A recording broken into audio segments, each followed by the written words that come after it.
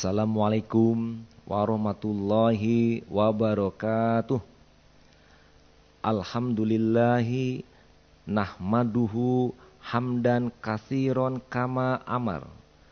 Hamdan yuwafi ni'amahu wa yukafi'u mazidah. Asyhadu an la ilaha illallah wahdahu la syarikalah. Wa asyhadu anna Muhammadan abduhu wa rasuluh. Allahumma sholli wa sallim ala hadzal rasulil karim nabiyina Muhammadin wa ala alihi wa ashabihi wa man tabi'ahum bi ihsani ila yaumiddin. Amma ba'd. Hari ini bisa bersilaturahim, bisa mengikat hubungan persaudaraan di antara kita. Kenapa kita bersyukur? Coba bayangkan Bapak Ibu, kalau kita hari ini sedang sakit, pasti nggak bisa datang kemari. Alhamdulillah kita nggak sakit, kita bersyukur pada Allah. Coba juga kita bayangkan, mungkin kita lagi sibuk dengan berbagai urusan. Hari ini alhamdulillah kesibukan itu bisa kita ketepikan dulu, datang kemari untuk mendengarkan tausiah. Alhamdulillah. Jadi kita bersyukur kepada Allah karena kita diberikan kesehatan, kekuatan dan juga hidayah dari Allah SWT sehingga kita bisa hadir di sini. Berikutnya salawat salam kepada Nabi kita Muhammad Rasulullah SAW beserta keluarga dan sahabatnya. Bapak Ibu yang akan sampaikan tausiah hari ini mengenai silaturahim. Jadi memang Rasulullah SAW dalam hadisnya itu menyebutkan bahwa silaturahim ini memberikan suatu makna yang cukup mendalam, di antaranya menambah umur dan nambah rezeki. Nah begitu kata Rasulullah. Tepatnya hadisnya, man ahabba ayyubsatullahu fi rizkihi wa ayyunsa alahu fi asarihi falyasil rohimah. Ini hadis sahih Bapak Ibu. Jadi kata Nabi, kalau kita ingin diperpanjang umur kita, kalau kita ingin ditambah rezeki kita, maka lakukanlah silaturahim. Nah mungkin Bapak Ibu ya, kalau dilihat dari keadaan sehari-hari, kok apa ya nyambungnya kita bisa nambah umur sama nambah rezeki, ketemu sama temen, berhubungan silaturahim, kemudian kok ada tambah umur dan tambah rezeki. Ini sebagai satu contoh Bapak Ibu, kemarin saya menemani teman-teman saya dari UI seangkatan yang dulu sama-sama kuliah. Ada lebih 30 orang datang kemari ke Sumatera Barat selama 3 hari. Itu dari awal ketemu sampai pulang nggak ada satupun yang sedih, nggak ada satupun yang bermurung. Semuanya senang, tertawa, ceria, gembira, bahagia. Ini terjadi karena silaturahim tadi. Jadi yang namanya pikiran-pikiran bisa hilang, masalah-masalah bisa hilang, kemudian juga persoalan-persoalan pun bisa hilang. Buktinya apa? Dia bisa melupakan, bisa dia selesaikan persoalan yang ada dalam kehidupan dia dengan dia bertemu dengan teman-temannya. Dengan teman-teman dia ketemu bisa curhat. Karena kalau dengan teman dia bisa curhat, cerita begini begitu. Nah ketika dia curhat, itu namanya dalam psikologi katarsis. Katarsis itu penyaluran suatu emosi kepada yang lain, sehingga emosi yang bergulat dan bergelut dalam diri kita tidak jadi masalah. hilang habis. Itu katarsis. Jadi Bapak Ibu ya, kalau misalnya lagi pusing kepala karena mikirin banyak, udah berbelit-belit begitu masalah yang ada di kepala kita. Mungkin masalah di kantor, masalah dengan nasabah, masalah dengan keluarga mungkin, atau masalah hidup banyak sekali.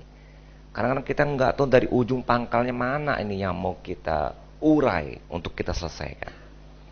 Gampang, temui temen, saya numpang curhat ya, kamu angguk-angguk saja ya kalau saya ngomong gitu. Terus jangan keluarin kata-kata enggak ya, pokoknya angguk-angguk iya iya, terus nyebutin terus gitu. Jadi supaya kita ngomong terus. Jadi Bapak Ibu, ketika kita curhat, pokok cerita aja.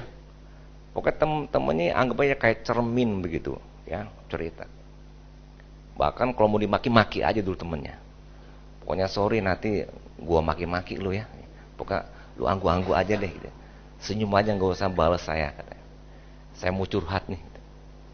Itu bisa menyelesaikan masalah. Kalau nggak percaya nanti coba di rumah ya. Tapi jangan langsung ke objeknya. Kalau marah sama suami, jangan ke suami marahnya nanti. Jangan juga ke anak, nggak boleh juga. Ya ke temen aja, panggil. Mau cerita. Nah ketika dia cerita, itu disalurkan emosinya, disalurkan unek-uneknya, nggak dipendam, nggak dipikir, dibuang, dikeluarkan. Lega setelah selesai curhat itu. Nah itu kalau kita sengaja dalam bentuk ingin curhat. Tapi dengan silaturahim, kan kita ketemu nih, ibu-ibu bapak di kantor punya teman, dijaga hubungan, dijaga komunikasi, sehingga kalau udah punya teman berkomunikasi baik, tentu kita bisa terbuka, kita bisa bicara, kita bisa ngobrol, kan begitu bapak ibu ya. Nah ketika bicara, ketika ngobrol itu, sebetulnya itu ada satu penyaluran emosi, pikiran, perasaan kita, yang kemudian persoalan-persoalan yang ada pada kita ini lepas. Nah tadi yang saya ceritakan, teman-teman saya itu, wah dia, padahal mereka itu masing-masing kehidupannya, saya tahu ada yang bermasalah, ada yang cerai dengan suaminya, ada yang cerai kawin lagi, cerai lagi ada yang sampai sekarang sudah usia 50 tahun belum nikah, belum kawin, ada yang kawin gak punya anak, ada yang kehidupannya ekonominya susah. Persoalan-persoalan hidup ada pada mereka-mereka itu. Tapi ketika mereka menjalin silaturahim, persoalan itu lepas dan dia kembali ceria. Karena dia bertemu, curhat, dia ketawa-ketawa dan sebagainya. Kemudian juga saling bercanda. Ini silaturahim. Dan kalau kita sama orang yang gak dikenal, kan gak mungkin begitu. Saya berkenalan dengan bapak, terus saya cana-cana, saya ketawa-ketawa sendiri, pasti bapak punya kesan, iko lain orang komahnya, kagak duit komahnya, nah, kan begitu pesannya. Kan bingung orang belum kenal kita langsung, pak curhat pak ya, mau cerita, ini apa-apaan nih orang kan. Kita bisa melakukan itu kepada teman kita, yang kita jalin silaturahim. Nah, bapak ibu, tahu kan orang yang kena sakit stroke, hipertensi, apalagi itu, yang jantungan kemudian dapat, memang itu ada masalah fisiknya. Tapi yang mencetus sebagai triggering, yang men-trigger sehingga menjadi dia sakit berupa stroke dan bahkan saya meninggal, itu adalah persoalan hidup, psikis, mental, yang membuat dia sakit. Dan itulah kaitannya dengan hadis Nabi, kalau silaturahim nambah umur. Betul Bapak Ibu? Itu contohnya. Jadi kalau mau panjang umur, sering-sering silaturahim. Tapi waktunya diatur, jangan jam kerja silaturahim ngobrol aja dari pagi sampai sore. Entar ditegur oleh pimpinan, kok kamu kerja ngobrol aja? Kan kata Pak Gubernur katanya. Bapak nggak tahu ya? dengan cara ngobrol ini umur semakin panjang. Nah, diajarin tuh pimpinannya. Ini kan cara begini kan jadi ini Pak, hilang stres kita. Kita jadi senyum. Coba kalau ada yang mukanya kusut-kusut begitu, tapi saya lihat wajahnya pegawai BRI cerah semua, alhamdulillah. Semoga umurnya panjang semuanya, amin. Ya, silaturahimnya jalan. Jadi kalau kita putus silaturahim, kerja nggak enak, perasaan kita pun nggak nyaman. Padahal urusannya bukan urusan pekerjaan. Pekerjaan bisa kita kuasai, bisa kita selesaikan. Memang udah itu kerja kita tiap hari. Tapi terganggu kerja kita karena teman kita. Udahlah ada masalah, pikiran ke situ saja. Atasan ngelihat kita kerja nggak betul, nggak perform, karena kita nggak fokus. Akibatnya tunjangan kepotong, makanya rezekinya putus. Makanya betul kata Rasulullah, nambah rezeki itu kalau orang bersilaturahim. Tapi kalau kita nyaman dengan teman-teman kita satu kantor, kerja kita perform, kinerja kita bagus, baik, ihsan, itkon, beramal soleh, fokus, sehingga tambah tunjangan, tambah rezeki, dapat naik jabatan karena kerja kita bagus. Nah oleh karena itu kata Rasulullah, tidak boleh kita memutus silaturahim lebih dari 3 hari. Nggak boleh. Itu kata Rasul dalam hadis Bukhari Muslim, ya.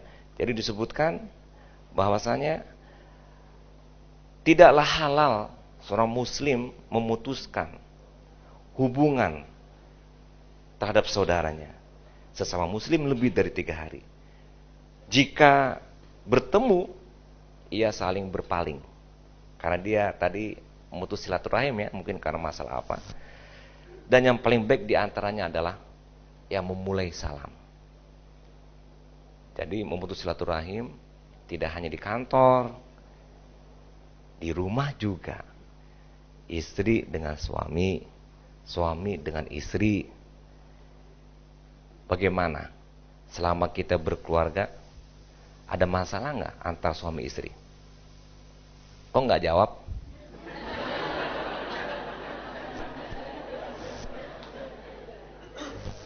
Berkatalah jujur, jangan membohongi diri.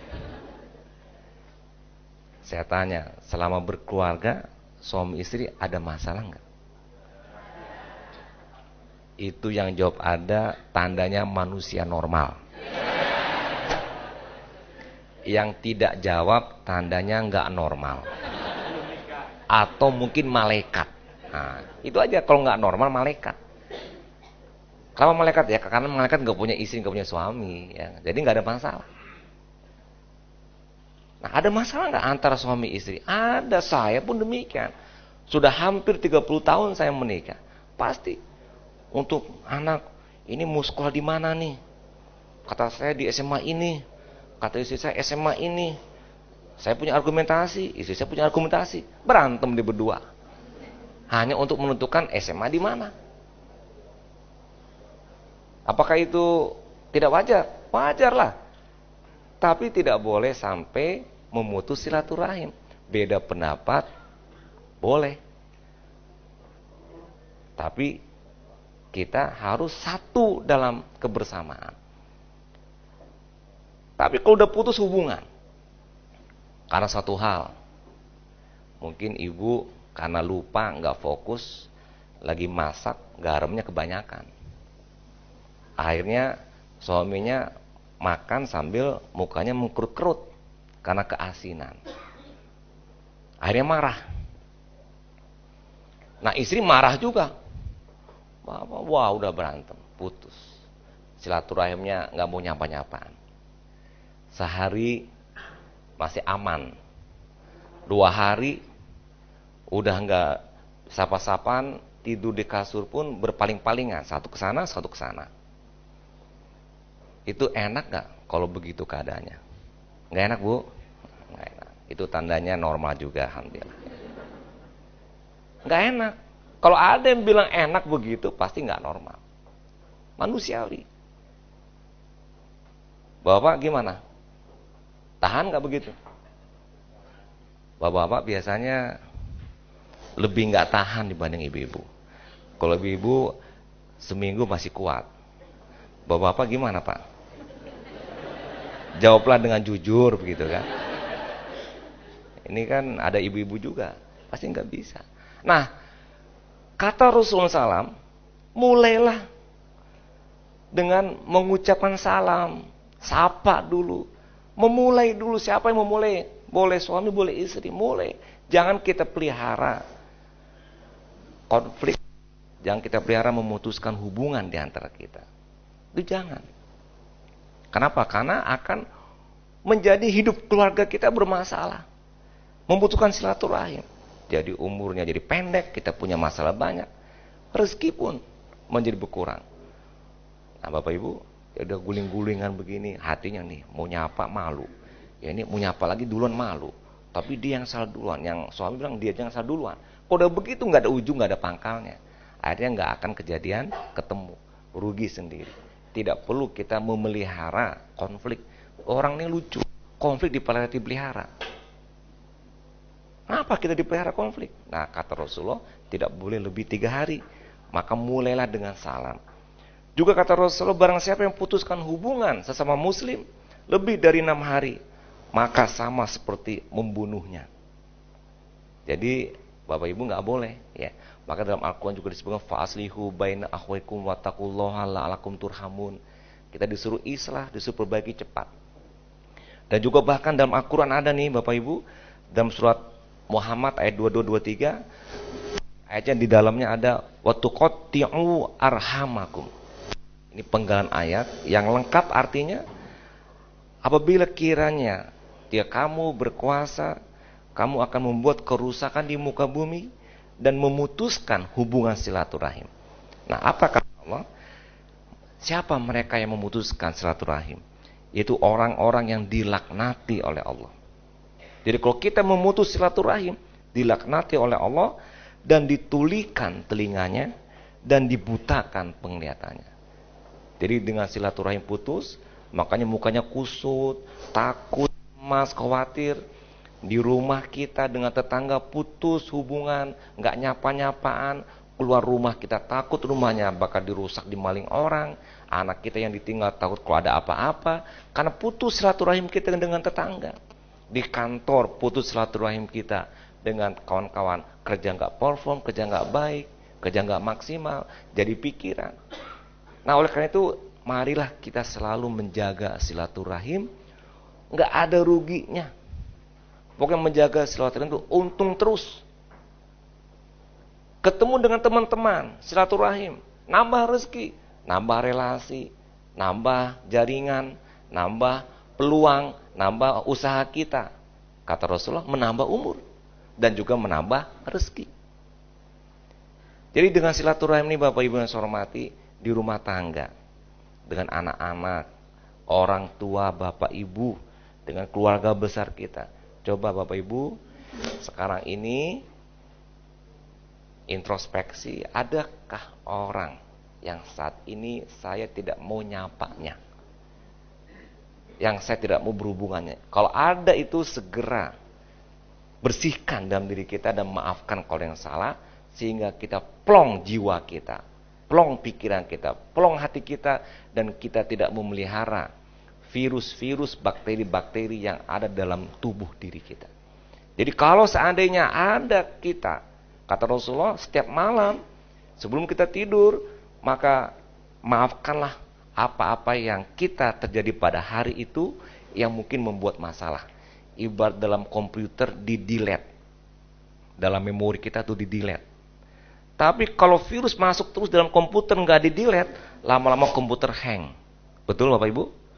Begitu pula dalam memori otak kita, masalah tadi dipelihara dengan orang lain, masalah, lama-lama kita juga jadi hang. Apa contoh hangnya Bapak Ibu? Lihatlah ke Gadut. Tahu Gadut? Rumah sakit jiwa. Nah, itulah contohnya. Itu hang itu. Karena silaturahim terputus. Baiklah Bapak Ibu, saya rasa demikian. Semoga kita senantiasa menjaga silaturahim Karena dengan silaturahim ini membuat diri kita sehat, membuat pikiran kita jernih, membuat keluarga kita sakinah mawaddah warahmah, membuat kerja kita menjadi orang yang perform dan profesional dan memiliki kemampuan dan kompetensi, dan di tengah masyarakat pun kita diterima oleh mereka. Insya Allah kalau sudah begitu, dunia akhirat pun selamat. Terima kasih Bapak Ibu. Assalamualaikum warahmatullahi wabarakatuh.